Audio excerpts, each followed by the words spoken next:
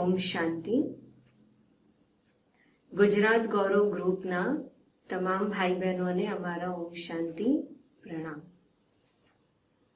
આજે કંઈક સાંભળીએ એના પહેલા એક પ્રસંગ કહું છું, ધ્યાનથી સાંભળજો. એકવાર યશોદામાં યમુના નદીની અંદર દીવડાઓ છોડતા હતા, પણ એમણે ધ્યાનથી જોયું કે જેમ જેમ એ દીવડાઓ છોડે છે અને દીવડાઓ જેમ જેમ મૂકતા જઈને નદીના પ્રવાહની સાથે સાથે આગળ વધે છે, તેમ તેમ દીવડાઓ ગાયબ થતા જાય છે. થોડું ધ્યાનથી જ્યારે એમણે જોયું તો જોયું કે થોડી આગળ બેસેલો કૃષ્ણ એ જે દીવડાઓ છોડે છે એ દીવડાઓને પાછા કાઢતા જાય છે. તો યશોદામાં ખૂબ પ્યારથી કૃષ્ણ પાસે જાય છે અને કૃષ્ણને જઈને કહે છે કે લલ્લા, તું આ શું કરે છે? તો કૃષ્ણ બાળકી ભાષામાં કહે છે કે માં, હું દીવડાઓને ડૂબતા બચાવું છું. તો યશોદામાં ખૂબ પ્યારથી કૃષ્ણને કહે છે હસતા હસતા કે અરે લલ્લા, તું કેટલા દીવડાઓને બચાવીશ? આખા ગામની ગોપીઓ આ યમુના નદીમાં દીવડાઓ મૂકે છે. તો કૃષ્ણ કહે છે કે અરે માં, મેં કોઈ બધા દીવડાઓનો ઠેકો થોડી લીધો છે. જે દીવડાઓ મારી પાસે આવશે હું એને બચાવીશ. આજે આપણે કંઈક સાંભળીએ, કંઈક શ્રેષ્ઠ વિચારો સાંભળીએ એના પહેલા આપણે પણ આપણા મનને પરમાત્મા પાસે લઈ જઈએ. જેમ કૃષ્ણએ એક નાનકડા વાક્યની અંદર ઘણું બધું કહી દીધું કે પરમાત્મા ભલે આ દુનિયાને બનાવવાળો છે, પણ જે મન પરમાત્મા પાસે જશે, પરમાત્માથી જોડાશે, એ મનની જિમ્મેવારી, એ મનને ડૂબતા બચાવવાની જિમ્મેવારી પરમાત્માની છે. તો આજે કંઈક સાંભળીએ એના પહેલા 2 મિનિટ એક ખૂબ સુંદર ગીત વાગશે અને ગીતના ભાવો સાથે તમે પોતાના મનને જોડો અને પરમાત્માને યાદ કરો.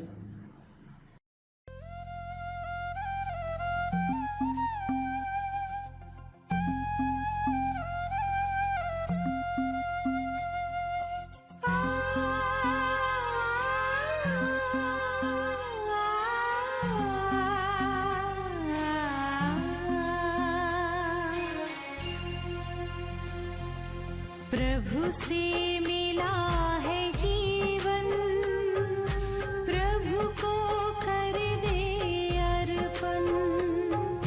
प्रभु से मिला है जीवन, प्रभु को कर दे अर्पण. सबका भला हम करते चले,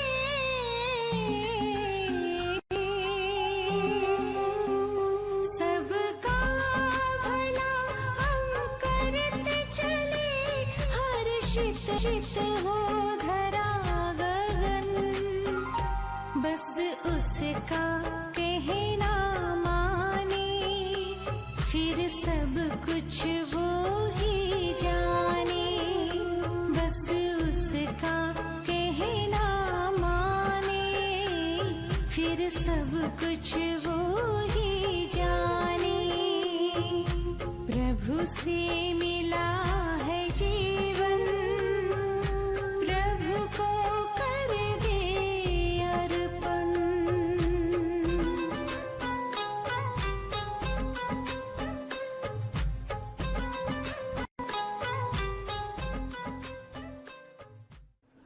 ઓમ શાંતિ. 3 મિનિટ પરમાત્માની સાથે પોતાના મનને જોડીને જ્યારે હમણાં બેસ્યા હતા ત્યારે શું અનુભવ કર્યો? સહેજ લાગ્યું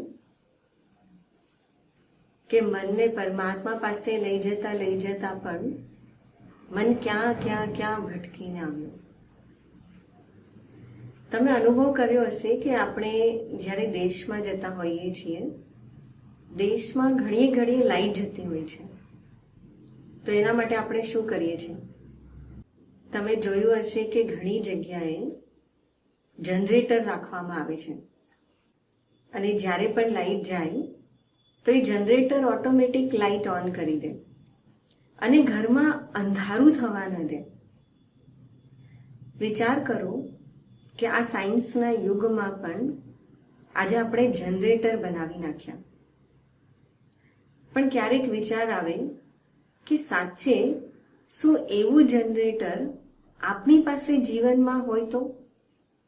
કે જ્યારે પણ જીવનની અંદર જ્યારે આપણને અંધકાર મહેસૂસ થાય, જ્યારે પણ જીવનની અંદર આપણને કંઈક પણ પરિસ્થિતિઓમાં અને કોઈ પણ સમસ્યાઓમાં જ્યારે ચારો તરફ કોઈ રસ્તો નજર ન આવે, ત્યારે આપણને પરમાત્મા કે એવું કોઈ જનરેટર મળી જાય કે જે જનરેટર આપણા જીવનની અંદર પ્રકાશ કરે. ક્યારેક વિચાર્યું છે? અને ફક્ત આપણા જીવનમાં જનરેટર ન હોય, પણ આપણે પણ પોતે એવા જનરેટર બનીએ કે આપણે બીજાના જીવનની અંદર પણ પ્રકાશ ફેલાવી શકીએ. આજે થોડી ચર્ચા એ જનરેટર પર કરશું. જેમ એ જનરેટર ઓન થઈ જાય, આખા ઘરમાં અંધારું થવા ન દે, એવી રીતના આજે થોડા વિચારો આજે આપણે લઈએ કે જે વિચારોનો સાથ આપણે જીવનની અંદર રાખીએ તો જીવનમાં જ્યારે કોઈ પરિસ્થિતિ આવે, જ્યારે કોઈ સમસ્યા આવે, તો ઓટોમેટિક એ જનરેટર આપણને બચાવવાનું કાર્ય કરે. એકવાર એક ગામમાં એક નોજવાન હતો. એને કુસ્તી લડવાનો મોટો શોખ, બહુ ભારે શોખ. એક ઉસ્તાદ પાસે જાય છે અને ઉસ્તાદને જઈને કહે છે કે ઉસ્તાદ મને કુસ્તી શીખવાડો, મને બહુ રમવું છે, મને લડવું છે. અને એનું એક સપનું હોય છે કે એ ગામની અંદર આસપાસના 10 ગામોની વચ્ચે દર 5 વર્ષ પછી એક કુસ્તીની કોમ્પિટિશન થતી હોય છે અને એનું સપનું હોય છે કે એ કુસ્તીની કોમ્પિટિશનમાં મારે જીતવું છે. એ કુસ્તી શીખવાનું સ્ટાર્ટ કરે છે અને બસ જસ્ટ 1 મહિનો સ્ટાર્ટ જ કર્યો હોય છે અને 1 મહિનામાં જ એ નવયુવકના જીવનની અંદર એવી પરિસ્થિતિ આવે છે કે એ નવયુવકનો ડાબો હાથ કાપવો પડે છે. હવે શું કરે? કેટલા દિવસ તો કેટલા મહિના એ પોતે ઘરે બેસે છે, દુઃખી થઈ જાય, ઉદાસ થઈ ગયો છે. પણ અચાનક એને શું થાય છે કે અચાનક એ ઊભો થાય છે એક દિવસ અને ઉસ્તાદ પાસે આવે છે અને ઉસ્તાદને કહે છે કે ઉસ્તાદ મને નથી ખબર કે આ તમે કેવી રીતના કરશો, પણ મને તમે કુસ્તી શીખવાડો અને જો મારું સપનું પૂરું નહીં કરું તો હું પોતાને કોઈ દિવસ માફ નહીં કરી શકું. ઉસ્તાદ થોડી વાર તો વિચારવા લાગે છે કે હું શું કરું, પણ જ્યારે નવયુવકના ઉમંગ ઉત્સાહને જોવે છે તો ઉસ્તાદ પણ એને ના નથી કહી શકતા. ઉસ્તાદ એને કુસ્તી શીખવાડવાનું સ્ટાર્ટ કરે છે.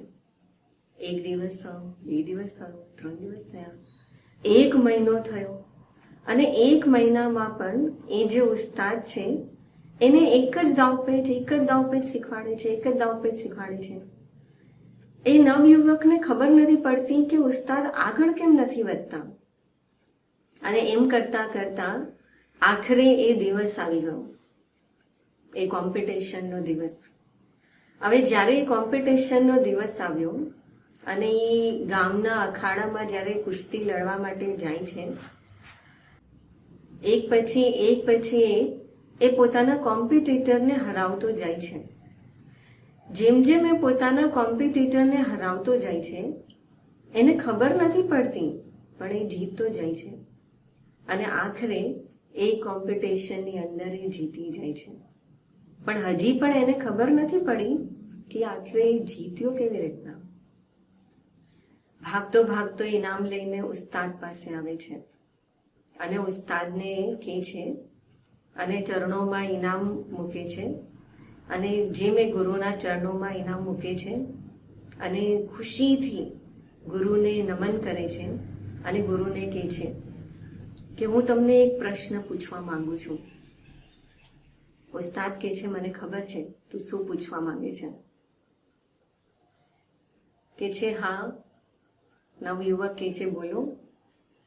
ગુરુ કહે છે મને ખબર છે તું એ પૂછવા માંગે છે ને કે મેં તને એક જ દાવપેચ શીખવાડેલો તો પછી તું જીત્યો કેવી રીતના.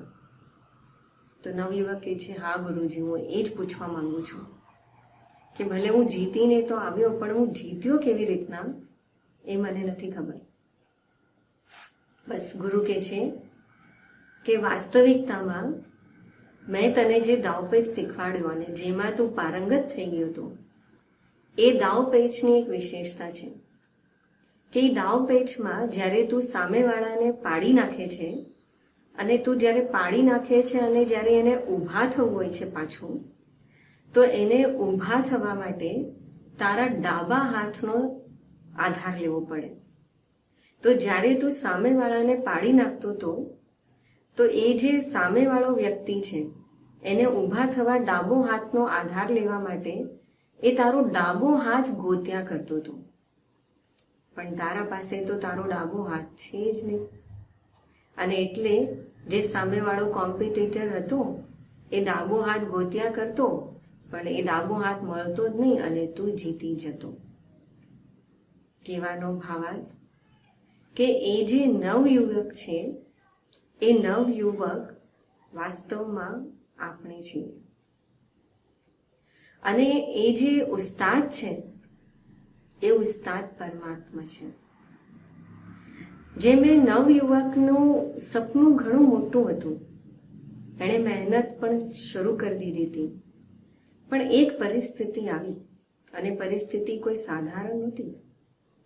એવી રીતના જ આપણે પણ આપણા જીવનની અંદર ઘણા બધા સપના આપણે જોયા છે અને એ ઘણા બધા સપનાઓની સાથે આપણે મહેનત શરૂ પણ કરીએ છીએ પણ એ મહેનતની સાથે સાથે કંઈક આપણા જીવનમાં અચાનક વિચાર્યા વગરની કોઈ પરિસ્થિતિ આપણી પાસે આવી જાય છે. કોઈના કોઈ સમસ્યાઓ આપણી પાસે આવે છે, કોઈ ઘટનાઓ આપણી સાથે ઘટી જાય છે અને જેનો સામનો કરવા માટે પણ કદાચ આપણે તૈયાર નથી હોતા. એવા સમયે આપણને પરમાત્માના જ્ઞાન અને પરમાત્મા જેવા ઉસ્તાદની જરૂર પડે છે. જેમ અગર હમણાંનો જ આપણે સમય જોઈ લઈએ, જે આ લોકડાઉનનો સમય છે કે જે આ બીમારી ફેલાઈ છે એનો સમય છે કે પ્રાકૃતિક આપદાનો સમય છે. કોઈએ પણ મનમાં સંકલ્પમાં પણ વિચાર્યું નહીં હોય કે આવો દિવસ પણ આવી શકે, આવા મહિનાઓ પણ આવી શકે, પણ આવ્યા. ઘણા બધા સપનાઓ જોઈને રાખ્યા હશે, ઘણી બધી પ્લાનિંગ કરીને રાખી હશે, પણ કંઈક ને કંઈક રીતે તો આ સપનાની અંદર યા આપણા જીવનની અંદર આ એક પરિસ્થિતિના રૂપે આપણી સામે આવીને ઊભું છે. આ સમય ઊભો છે અને એ પણ ઇતિહાસ બનાવે છે. આવા સમયની અંદર પરમાત્મા એ જ સર્વશ્રેષ્ઠ ઉસ્તાદ છે, ગુરુ છે કે જે આ સમયની અંદર આપણને કંઈક રસ્તો દેખાડી શકે છે. જો દીવો હાથમાં હોવા છતાં પણ મનમાં અંધારું હશે તો ભટકતા જ રહીશું અને દીવો હાથમાં હોવા છતાં પણ જો કોઈ ખાડામાં પડી જાય તો નક્કી એના મનમાં અંધારું છવાયેલું છે. આપણી પાસે પણ દીવો એ આપણા સંકલ્પ છે, આપણું મન છે, પણ દીવાની અંદર શ્રેષ્ઠ સંકલ્પનો જ્યાં સુધી પાવર નહીં હોય, શક્તિ નહીં હોય, ત્યાં સુધી આપણે આપણા મનને રસ્તો નહીં દેખાડી શકીએ.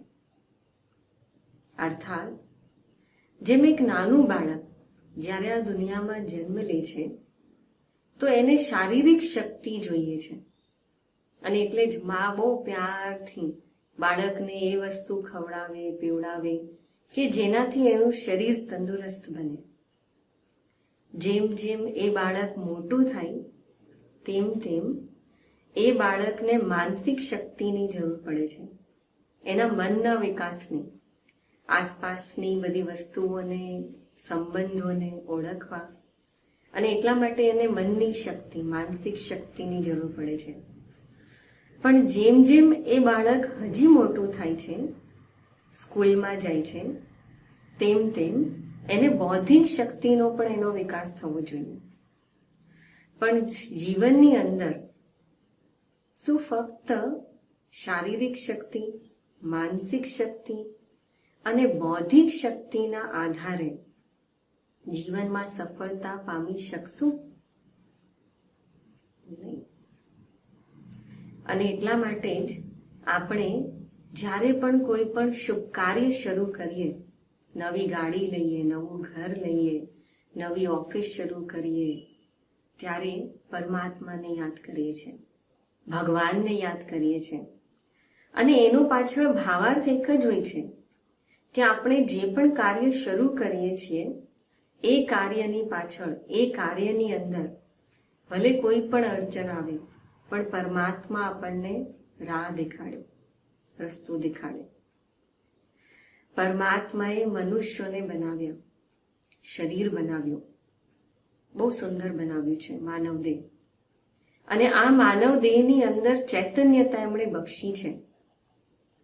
માનવ દેહની અંદર ચૈતન્યતા બક્ષી પરમાત્માએ એક માનવી, મનુષ્ય બહુ સુંદર બનાવ્યો છે. પણ આ મનુષ્ય જીવનને તો સારો બનાવ્યો, પણ જીવન સારું બનાવવું એ આપણા હાથમાં છે, એ માનવના હાથમાં છે. કેવી રીતના બનાવશું? અને એના માટે સૌથી પહેલા આપણે આપણા મનને સમજવું પડશે. જેમ એક નાનું બાળક છે, જ્યારે આપણા ઘરમાં, આપણા પરિવારમાં એક બાળક જન્મ લે છે, ત્યારે આપણે એ બાળકને કંઈ જાણતા નથી હોતા કે બાળકને શું પસંદ છે, શું નથી પસંદ, એને શું ગમે છે, નથી ગમતું. પણ આપણે એ બાળકને સ્વીકાર કરીએ છીએ જેવું છે તેવું, અને એ બાળકને આપણે સમજવાની કોશિશ કરીએ છીએ.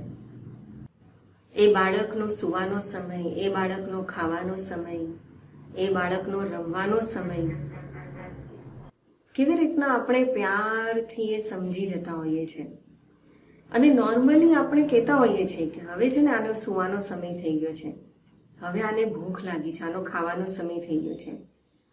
એવી રીતના જ ક્યારેક આપણે આપણા દૈનિક જીવનથી સમય કાઢીને, દિનચર્યામાંથી સમય કાઢીને ક્યારેક આપણે આપણા મનને સમજવાની કોશિશ કરી છે. અત્યાર સુધી તો આપણે હંમેશા કમ્પ્લેન કરતા હતા કે ભાઈ અમારી પાસે ટાઈમ નથી, અમારી પાસે ટાઈમ નથી, બહુ બિઝી છીએ, સમય નથી મળતો પોતાના માટે. પણ હવે તો સમય છે. કુદરતનો ખેલ પણ કેવો નિરાલો છે કે આજે મનુષ્ય પરિવાર સાથે સમય વિતાવે છે. આજે આપણે પરિવાર સાથે ઘરમાં બેસ્યા છીએ. આજે આપણી માટે કંઈ કરવા માટે આપણી પાસે સમય છે. અને એટલે થોડો સમય કાઢો અને પોતાના મનને સમજો. કારણ કે આપણું આ એક મન જ છે કે જે આપણા જીવનકાળ દરમિયાન આ દુનિયાની અંદર આવ્યા, જન્મથી લઈને મૃત્યુ સુધી આપણી સાથે છે. ક્યારેક વિચાર્યું છે? એવું સુંદર મન છે આપણું આ. અને આ એક જ મન છે કે દરેક પરિસ્થિતિની અંદર, દરેક સમસ્યાઓમાં, ભલે આપણી સાથે કોઈ ઊભું હોય કે ના ઊભું હોય, આપણી પાસે કોઈ સાધન હોય કે ના હોય, આપણી પાસે કોઈ સહારો હોય કે ના હોય, પણ આપણું આ મન હંમેશા આપણી સાથે ઊભું રહે છે. અને આપણે મન માટે જ ટાઈમ નથી આપતા, મન માટે જ કહીએ છીએ સમય નથી. જનરલી જ્યારે આ મનની વાતો કરીએ છીએ ને, ત્યારે ઘણા લોકો એમ કહે છે કે ભલે મનને માટે તમે કહો તો છો, પણ મન એક ચંચળ ઘોડો છે, મન એક ચંચળ બાળક સમાન છે. પણ ક્યારેક વિચાર્યું છે કે મન ભલે કેટલો પણ ચંચળ ઘોડો હોય, મન ભલે કેટલું પણ ચંચળ બાળક હોય, પણ એને કંટ્રોલ કરવું કે એને સમજવું ઇમ્પોસિબલ નથી. અચ્છા, આજે તમારા ઘરમાં સમજો 1 વર્ષનું એક નાનકડું બાળક છે અને એ બાળકના હાથમાં રમતા રમતા ચાકુ આવી જાય, તો તમે શું કરશો? જબરદસ્તી લેવાની કોશિશ કરશો તો એ બાળક આપશે જ નહીં. ઓળતાકનો એ બાળક એને જોરથી પકડીને રાખશે. કદાચ તમે એને બચાવવાના ચક્કરમાં કદાચ તમે એને હર્ટ પણ કરી શકો, પણ એટલા માટે તમે શું કરશો? એક યુક્તિ છે કે તમે એ નાનકડા બાળક સામે એક નાનકડું ટેડી બેર છે કે કોઈ સોફ્ટ રમકડું છે એ મૂકી દો, તો એ બાળકનું મન પણ એટલું સમજદાર છે કે એ સોફ્ટ ટોયસ જે છે કે રમકડું છે એ પકડી લેશે અને ચાકુ છોડી દેશે. કહેવાનો ભાવ કે મન, અગર મનમાંથી તમે નકારાત્મક વિચારોને, વ્યર્થ વિચારોને સાચે જ જો નીકાળવા માંગો છો, તમે તમારા મનને તણાવથી દૂર કરવા માંગો છો, તમે તમારા મનને સાચે જ કંઈક સમય આપવા માંગો છો, તો મનને સારા વિચારો આપો. જેટલા તમે મનને સારા વિચારો આપશો, ઓટોમેટિક એ મન નકારાત્મક વિચારોથી દૂર થતું જશે. અને નકારાત્મક વિચારોથી, વ્યર્થ વિચારોથી જેટલું દૂર થશે એટલી મનની શક્તિ વધશે. તમે ધ્યાનથી જોયું હોય કે અનુભવ કર્યો હોય તો આજે થોડુંક આપણા મનને સમજવાની કોશિશ કરીએ કે આપણું જે આ મન છે એ મન કોઈ દિવસ શબ્દોમાં નથી વિચારતું. ને આજે હું તમને જે વાતો સંભળાવું છું, જે તમને વિચારો તમારી સાથે હું શેર કરું છું, તો આજે એ વિચારો તમે કાનો દ્વારા સાંભળો છો, આંખો દ્વારા તમે ચિત્ર જુઓ છો, પણ મન એ ભલે કાનથી તમે શબ્દોમાં સાંભળો છો, પણ મન ચિત્રોમાં વિચાર કરે છે. ફોર એક્ઝામ્પલ કે તમે જેમ હમણાં હું તમને કહું કે તમે સાગર યાદ કરો કે સમજો એક બગીચો યાદ કરો, તો તમે અનુભવ કરશો કે જ્યારે મેં તમને કીધું તમે બગીચો યાદ કરો, સમુદ્ર યાદ કરો, તો જેવું મેં કીધું સમુદ્ર યાદ કરો, તો તમારા મનની અંદર હિન્દીમાં કે આમ ગુજરાતીમાં કંઈ સાગર લખેલું નહીં આવ્યું અને સમુદ્ર લખેલું નહીં આવ્યું, કે તમારા મનની અંદર કોઈ બગીચો લખેલું નહીં આવ્યું, પણ શું આવ્યું? તમારા મનની અંદર જેવું મેં કહ્યું કે સાગરને યાદ કરો, તમારા મનની અંદર પાણી યાદ આવ્યું, લહેરો યાદ આવી, ને એક કહેવાય હોળી યાદ આવી. કે એવી રીતના જ જ્યારે બગીચો કીધું તો તમને ઝાડ દેખાયા હશે, ઘાસ દેખાયું હશે, કે એમાં સમજો આ પંછીઓ દેખાયા હશે, પણ કહેવાનો ભાવાર્થ ફૂલ દેખાયા હશે, કે શબ્દ સાંભળ્યા પણ મને ચિત્રોમાં વિચાર કર્યો, મને ચિત્ર જોયું. એવી રીતના જ્યારે આપણે સ્ટાર્ટિંગમાં 3 મિનિટ પરમાત્માની યાદમાં બેસ્યા, તમે પાછું પોતાના મનને જરા ટટોલો, ચેક કરો શું વિચારો આવ્યા. તમે ભલે ગીતના શબ્દો સાંભળતા હતા, પણ ગીતના શબ્દો સાંભળવાની સાથે તમે કયા ચિત્રો જોતા હતા? અનુભવ ઘણા લોકોનો એમ કે છે કે જ્યારે પણ આવી રીતના ધ્યાનમાં બેસીએ છીએ કે શાંત બેસવાની કોશિશ કરીએ છીએ તો ઓટોમેટિક મન છે એ રિએક્ટ કરે છે. અને એ મન જો રિએક્ટ કરે છે એમાં કે મન વધારેમાં વધારે પાસ્ટની વાતોને યાદ કરે છે. અને પાસ્ટની વાતો એટલે ભૂતકાળ. તમે પોતે જ વિચાર કરો કે જ્યારે કહેવાય જ છે કે ભૂત, તો જ્યારે પણ ભૂત યાદ આવે તો એ તમે ભૂતને યાદ કરીને ડર્યા વગર કેવી રીતના રહી શકો?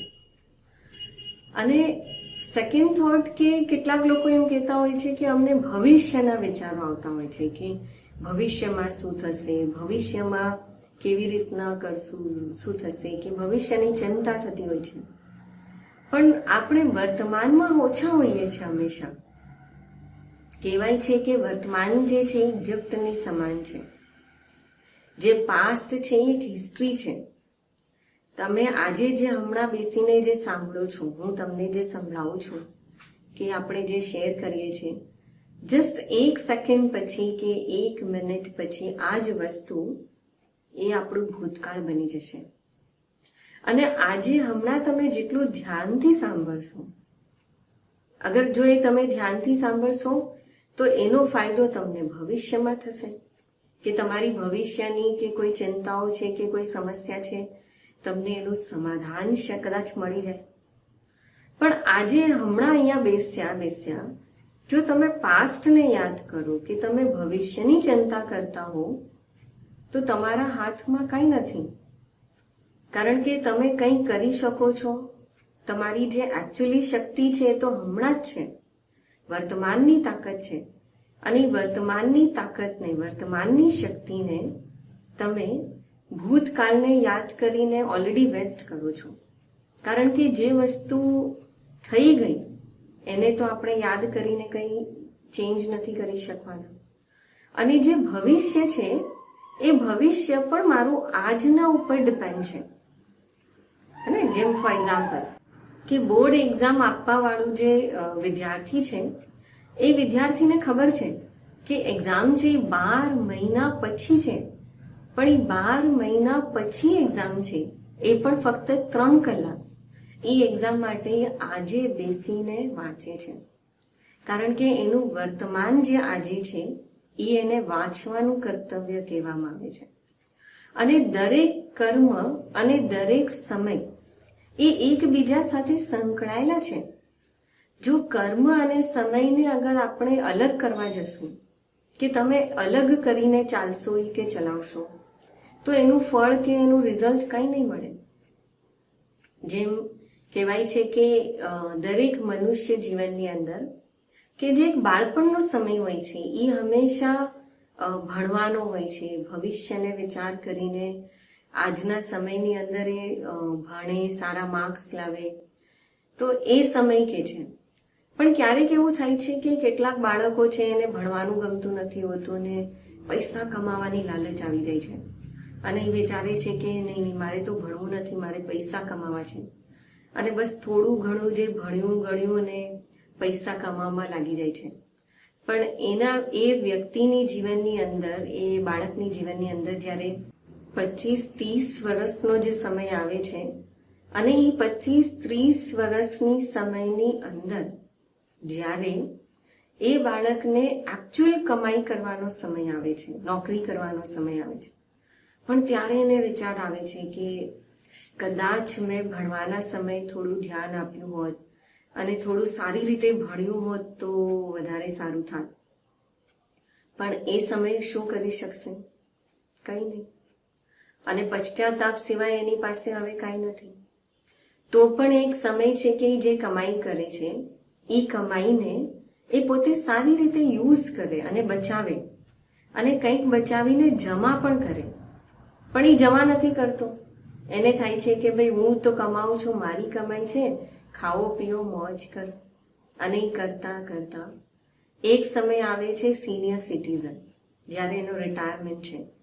પણ જ્યારે રિટાયરમેન્ટનો સમય આવે છે અને ત્યારે એની પાસે જ્યારે જમા કંઈ ન હોય ત્યારે વિચાર કરે છે કે હવે તો આમ પણ કોઈ નોકરી કરવા જશે તો કોઈ રાખશે નહીં, હવે જે કમાઈ કરેલી એમાંથી કંઈ બચાવ્યું હોત તો એ ખાવાનો સમય જતો, પણ કંઈ બચાવ્યું જ નથી, તો પશ્ચાતાપ સિવાય કાંઈ નહીં.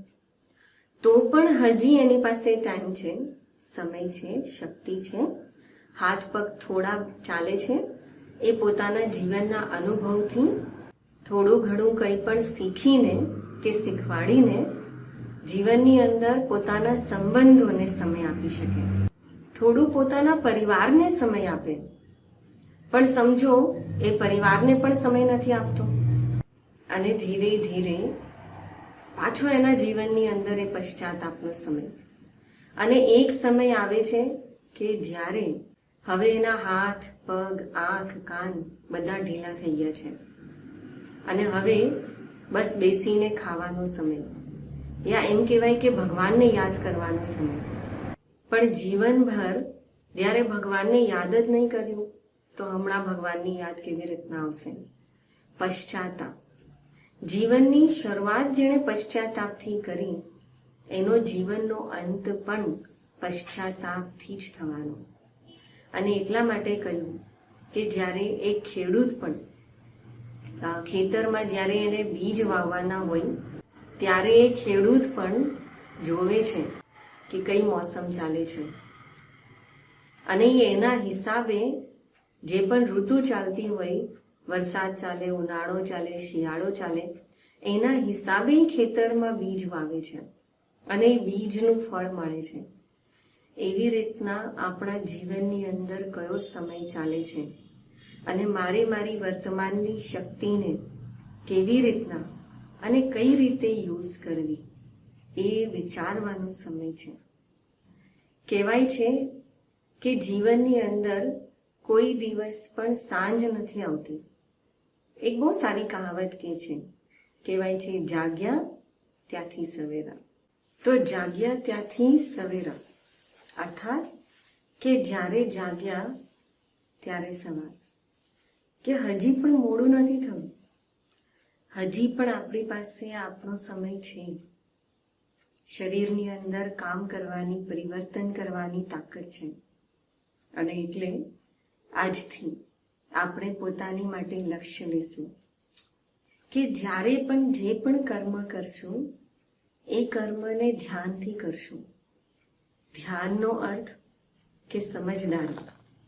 સમજદારીનો અર્થ એ નહીં કે પણ એ સમયે આપણને શું કરવું શું નહીં કરવું એ વિચારીને કરીએ. સમજદારી અર્થાત કે એ કર્મ કરીએ કે જે કર્મનું ફળ ભવિષ્યની અંદર જ્યારે પણ મળે તો એ સકારાત્મક મળે, શ્રેષ્ઠ મળે. અને એ કર્મને જ્યારે પણ પાસ્ટમાં વીતી ગયા પછી પણ જ્યારે આપણે યાદ કરીએ તો આપણને ખુશી થાય.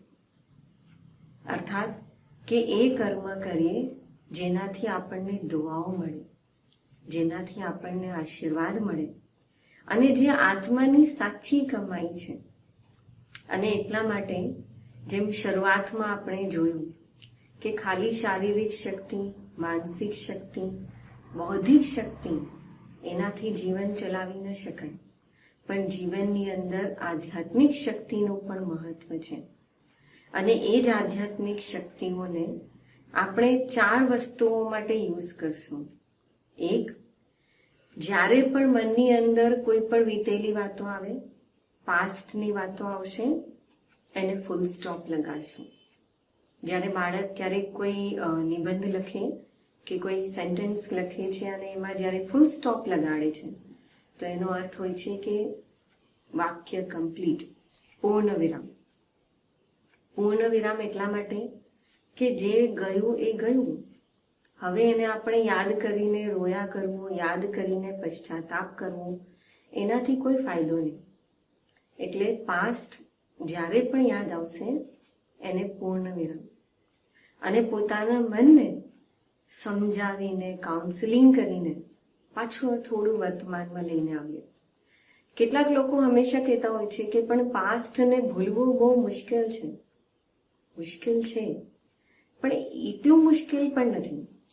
જ્યારે પણ તમે જોયું હશે કે પાસ્ટની જ્યારે પણ કોઈ પણ વાતો યાદ આવે ત્યારે જનરલી આપણને પાસ્ટની કોઈના કોઈ ઘટનાઓ યાદ આવતી હોય છે અને એ ઘટનાઓને તમે એમ કરી શકો કે જ્યારે પણ એ ઘટનાઓ યાદ આવે તો એ ઘટનાઓને તમે જ્યારે પણ યાદ કરો છો અને એની જગ્યાએ દુઃખી થવાની બદલે તમે એ ઘટનાઓમાં સામેવાળાની વ્યક્તિની જગ્યાએ પોતાને રાખીને જુઓ તો ઓટોમેટિક તમને સમજાશે કે સામેવાળા વ્યક્તિએ એ સમયે જે પણ વ્યવહાર કર્યો હોય, જે પણ બોલ્યું હશે કે જે પણ એમણે કંઈક કડવા શબ્દો કહ્યા હશે તો એ કંઈક એના પાછળ કારણ હોઈ શકે અને એના કારણે કાઉન્સેલિંગના કારણે તમે પોતાની જેટલી કાઉન્સેલિંગ કરશો એનાથી તમને વ્યક્તિને માફ કરવું અને પોતાની પણ માફી માંગવી ઇઝી થશે અને એટલો એ પાસ્ટનો પ્રભાવ ઓછો થશે. તમે હલકા બનતા જશો, મનથી હલકા. બીજી વસ્તુ આપણે એ કરશું કે જે પણ આપણા મનની અંદર ગિલ્ટ હશે, જે પણ ગિલ્ટ હોય કે હું આમ કેમ નહીં કરી શક્યો, મને આ કેમ નહીં મળ્યું, મેં આ કેમ છોડી દીધું, કે આવું મારા કારણે કેમ થયું, કે મારા કારણે આ નુકસાન કેવી રીતના થઈ ગયું, જે પણ પશ્ચાતાપ ગિલ્ટ છે એને પણ છોડી દઈએ. કારણ કે જેટલું ગિલ્ટ તમે પોતાની માટે કે જેટલું ઘડીએ ઘડીએ યાદ કરશો એનાથી પણ મન ભારી થાય. જેટલું મન ભારી થશે એટલી જીવનની યાત્રા સુખદ નહીં રહે. જેટલું મન ભારી થશે એટલી આ જીવનની યાત્રા મુશ્કેલ બનતી જશે. એને આપણે એ રીતે જોઈ શકીએ કે જેમ તમે એક રોડ ઉપર જતા હોવ છો કે સમજો તમે તમારા ઘરે જાઓ છો અને તમે 5 કિલો કંઈ વજન લઈને ચાલીને જાઓ છો. સમજો કે તમારા ઘરનો રસ્તો 10 મિનિટનો જ છે પણ એ 10 મિનિટના રસ્તામાં 5 કિલો કે 10 કિલો વજન લઈને તમે ચાલતા ચાલતા કેટલા ટાઈમે ઘરે પહોંચશો અને જ્યારે ઘરે પહોંચશો તો એ ઘરે પહોંચવાની સાથે જ તમારા મનની સ્થિતિ કેવી હશે, કેટલા થાકી જશો તમે અને 10 મિનિટનો રસ્તો 20 મિનિટનો લાગશે અને 20 મિનિટમાં ઘરે પહોંચશો તમે. કારણ કે એટલું તમે ધીરે ધીરે ધીરે ચાલશો. અને સમજો એ જ રસ્તામાં ને એ જ ઘરે જવા તમે થોડા ઘરથી દૂર પણ હશો, ભલે કલાકો પણ દૂર હશો, પણ તમને અડધો કલાક પણ એમાં ચાલવું પડે તો પણ તમે અગર જો ખાલી હાથ હો તો તમને અડધો કલાકનો રસ્તો પણ 10 મિનિટનો રસ્તો લાગશે. કહેવાનો ભાવાર્થ છે કે જેટલા મનથી હલકા થઈને ચાલશો એટલી આ જીવનની યાત્રા આપણા માટે તો હલકી રહેશે પણ આપણી સાથે જે લોકો જીવે છે, આપણી સાથેના જે સંબંધો છે એમની સાથે પણ આપણે તાલમેલ કરવો સહેજ રહેશે આપણા માટે અને એમની સાથે પણ આપણા સંબંધો બહુ સારા રહેશે. અને એટલા માટે ત્રીજી વાત, એક્સપેક્ટેશન્સ. ક્યારેક આપણે આપણા સંબંધોની અંદર પણ વધારે એક્સપેક્ટેશન્સ રાખતા હોઈએ છીએ કે આપણે સંબંધો માટે પણ એક કહેવાય છે કે માનસિક ચિત્ર આપણે તૈયાર કર્યું હોય છે કે આ મારો છોકરો છે, આ મારી વાઈફ છે, કે આ મારો કલીગ્સ છે, આ મારો બોસ છે અને એટલા માટે એમણે આમ જ કરવું જોઈએ, એમણે આવી રીતના રહેવું જોઈએ, એમણે આવી રીતના બોલવું જોઈએ. આપણે એક ઇમેજ તૈયાર કરીને રાખી છે એમના માટે. અને જ્યારે વાસ્તવિકતામાં તો એમ છે કે ભાઈ એ વ્યક્તિ એક પોતે ઇન્ડિવિજ્યુઅલ એક આત્મા છે કે એક પર્સનાલિટી છે અને જ્યારે એમની ઇમેજ, એમના વ્યવહાર એ મારી ઇમેજ સાથે જ્યારે મેચ નથી થતું ત્યારે એ મને હર્ટ કરે છે. અને એટલા માટે જ કહેવાય છે કે એક્સપેક્ટેશન્સ પણ આપણે ભૂલી જઈએ અને ન રાખવી જોઈએ.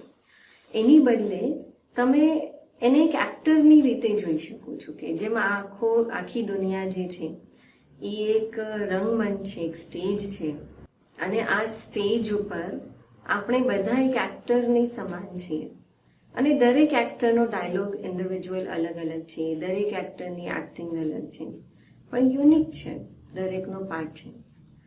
અને ફોર્થ લાસ્ટ વન કે ક્યારેક અટેચમેન્ટ આપણી ઇમેજ સાથે અટેચમેન્ટ હોય છે.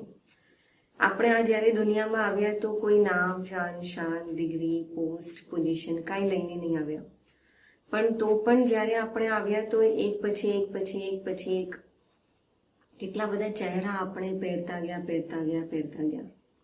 અને કહેવાય છે કે એ બધા માસ્ક આપણે આપણા ચહેરા ઉપર લગાવતા ગયા, અને એ લગાવતાની સાથે આપણે એક ઇમેજ આપણે તૈયાર કરી લીધી. અને આપણે હંમેશા એ એક્સપેક્ટ કરીએ કે ભાઈ સામેવાળો જે વ્યક્તિ છે એ મારી સાથે પણ એ જે વ્યવહાર કરે છે એ ઇમેજને સાથે મેચ થાય એવી રીતના વ્યવહાર કરે, કે હું આ ડિગ્રીવાળો છું, કે હું આ પોસ્ટ પોઝિશન છે, કે મારી આ માન છે, મારું આટલું રિસ્પેક્ટ હોવું જોઈએ. અને જ્યારે એ નથી મળતું, કે જ્યારે એ રીતે જ્યારે વ્યવહાર નથી થતો, ત્યારે પણ આપણે દુઃખી થઈ જઈએ છીએ. અને એટલા માટે જ થોડું આપણે અગર વાસ્તવિકતાને જો સ્વીકાર કરીએ કે જે પણ આ પોસ્ટ પોઝિશન્સ આ જે બધું છે એ કંઈક ને કંઈક રીતે નાશવંત છે. આજે છે કાલે નથી. અને આ બધાના મુખોટા પણ કાઢીને તમે જુઓ તો આપણે એક સુંદર એક આત્મા છીએ, એક એવી આત્મા જે આ દુનિયામાં આવી એક ચમકતા હુआ સિતારાની જેમ, ચમકતા હુआ તારલાની જેવી. લાસ્ટ એક વાર્તા યાદ આવે છે કે એકવાર એક રાજા પોતાના એક ગામથી બીજા ગામ જઈ રહ્યો હતો ઘોડા ઉપર. જ્યારે એક ગામથી બીજા ગામ જઈ રહ્યો હતો ત્યારે એણે જોયું કે એક નાનકડું બાળક એક નદી કિનારે માટીમાં રમી રહ્યું છે. અને એ બાળક એટલું તલ્લીન થઈને રમી રહ્યું હતું, એને જોઈને રાજાને બહુ ખુશી થઈ. અને એ રાજા પોતાના ઘોડા પરથી નીચે ઉતરે છે, અને નીચે ઉતરીને એ બાળક પાસે જાય છે, અને એ બાળકને જઈને કહે છે કે બાળક તું આ શું કરે છે, તું માટીમાં રમે છે? તો એ બાળક બહુ સુંદર જવાબ આપે છે. એ બાળક કહે છે માટીનું બાળક માટી સાથે તો રમશે. તો રાજા આ સાંભળીને આશ્ચર્ય થઈ જાય છે કે આટલું નાનું બાળક અને આટલી સમજદાર વાતો કરે છે. અને એને કહે છે કે તું મને બહુ ગમે છે, તું બહુ સારો છે, તું મારી સાથે મહેલમાં આવીશ? તો એ બાળક છે એ બહુ પ્યારથી એ રાજાને જોવે છે, અને એ કહે છે તમે મને મહેલમાં લઈ જશો? તો રાજા કહે છે હા, તું સાથે આવીશ મારી મહેલમાં? તો બાળક કહે છે કે હા જરૂર, કે હું તમારી સાથે મહેલમાં આવીશ, પણ મારી 2 શરત છે. અને એ 2 શરત એ છે કે એક, તમારે મારી સાથે હંમેશા રહેવાનું, દિવસ રાત ગમે ત્યારે તમારે મારી સાથે રહેવાનું. અને બીજી શરત કે હું જ્યારે સૂઈ જાઉં ત્યારે તમારે જાગવાનું. જો આ 2 શરત તમને મંજૂર હોય તો હું તમારી સાથે આવવા તૈયાર છું. પણ થોડું વિચારીને રાજા કહે છે કે બાળક આ તો કેવી રીતના પોસિબલ થાય, કારણ કે એ તો નહીં થઈ શકે. હું તો રાજા છું, હું તારી સાથે હંમેશા કેવી રીતના રહી શકું નિરંતર? મારી પાસે તો એટલા બધા કામ હોય છે. અને બીજું કે તું જ્યારે સૂઈ જાય ત્યારે હું જાગતો રહું, હું તો એ ન કરી શકું. તો એ સુંદર બાળક કહે છે કે તો હું તમારી સાથે મહેલમાં કેમ આવું? મારો ભગવાન મારી સાથે હંમેશા રહે છે, અને હું જ્યારે પણ સૂઈ જાઉં એ જાગતો રહે છે. તો એટલા માટે જ્યારે મારો ભગવાન મારા માટે આટલું કરે તો હું એને છોડીને તમારા રાજમહેલમાં કેવી રીતના આવી શકું? તો આજે આપણે એ પરમાત્મા પાસે પોતાના મનને લઈને જઈએ. જેમ શરૂઆત કરી હતી કે જેમ જે દીવાઓ ભગવાન પાસે જશે એ દીવાઓને બચાવવાની જિમ્મેવારી પરમાત્માની છે. તેવી જ રીતના આપણે આપણા મનને પરમાત્માને સમર્પિત કરીએ. ચલો થોડી વાર આપણે મેડિટેશન કરીએ અને પરમાત્મા પાસે આપણા મનને લઈને જઈએ. થોડું અલગ થઈને બેસી જાઓ. પોતાની આંખો બંધ કરો.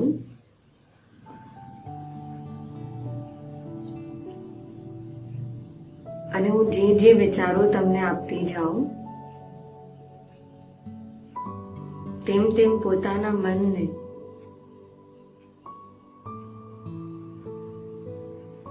એક સુંદર યાત્રા માટે તૈયાર કરો.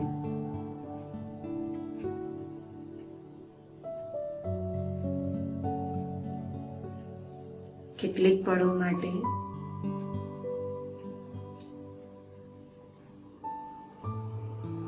પોતાને નામ રૂપ એનાથી ડિટેચ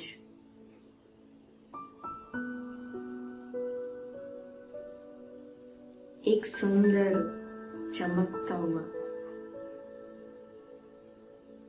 તારલાની જેમ જુઓ.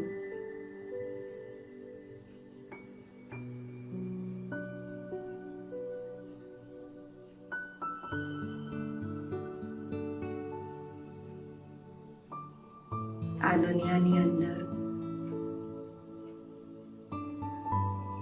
આપણે સર્વ પરમાત્માના બાળક સમાન છીએ. એ પરમાત્મા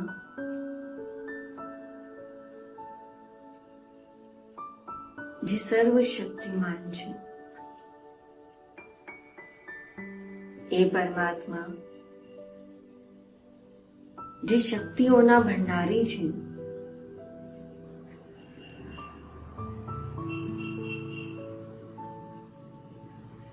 આજ સુધી એ પરમાત્માને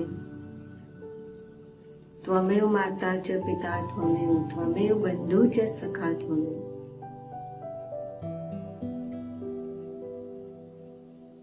કહીને કેટલી વાર આપણે એમને યાદ કર્યા હશે, પણ અત્યાર સુધી કોઈ દિવસ એમની સાથે માત પિતાનો સંબંધ નહીં જોડ્યો.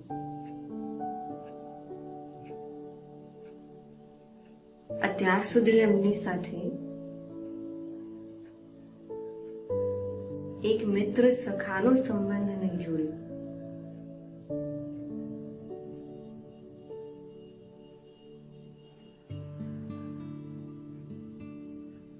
હવે જોડીએ, અનુભવ કરો.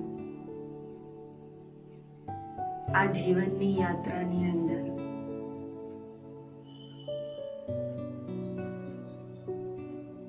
પરમાત્મા મારા સાથી છે.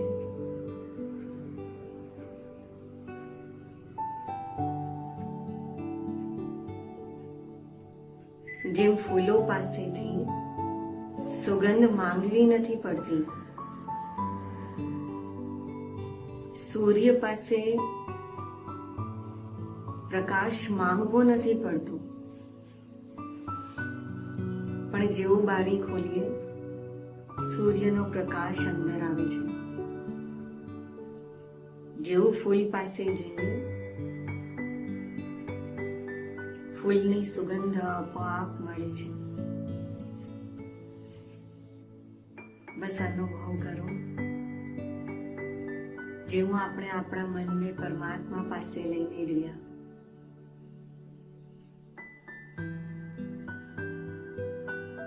પરમાત્મા પાસેથી એ શક્તિનો પ્રકાશ મારા ઉપર પડે છે.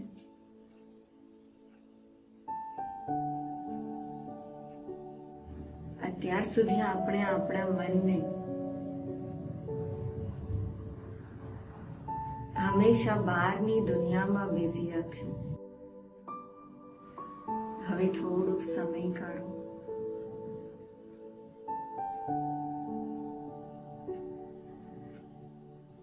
મનને અંતર મન સાથે જોડો.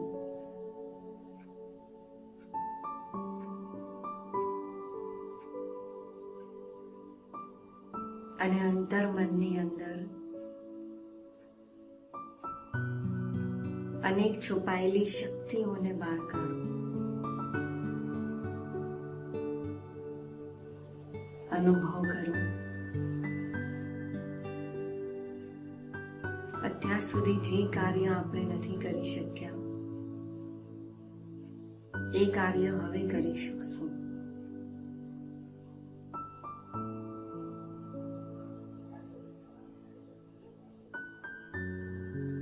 કારણ કે હવે પરમાત્માનો સાથ મારી સાથે છે.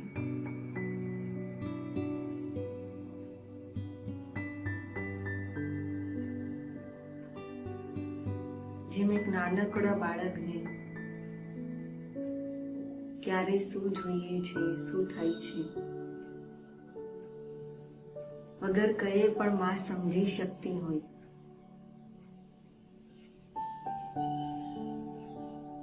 તો આ તો પરમાત્મા માં છે. એ પરમાત્મા માં જે મારા મનના ભાવોને મારા વગર કયે પણ સમજી જાય છે.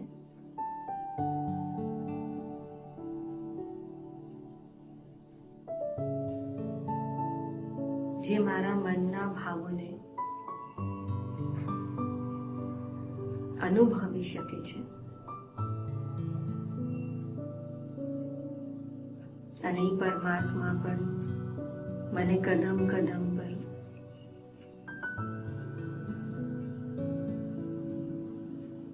સાથ આપવા માટે તૈયાર છે. બસ હવે મારી શ્રેષ્ઠ કાર્ય કરવા માટે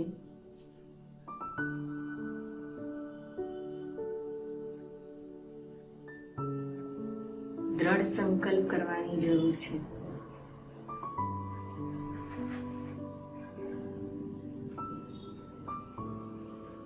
અત્યાર સુધી જે રીતે જીવન જીવ્યું હોય એનો અફસોસ કર્યા વગર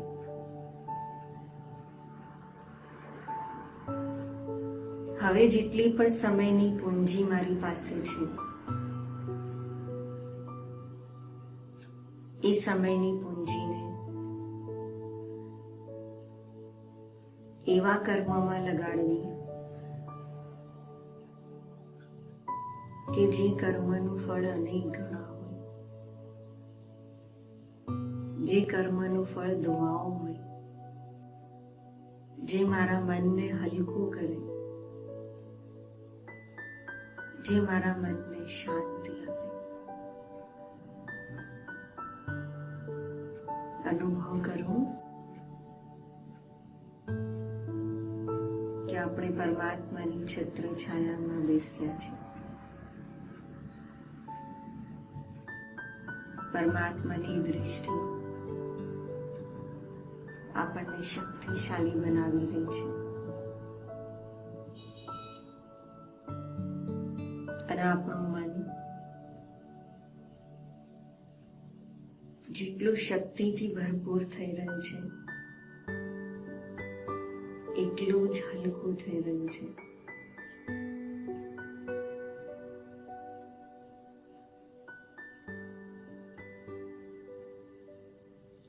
ઓમ શાંતિ.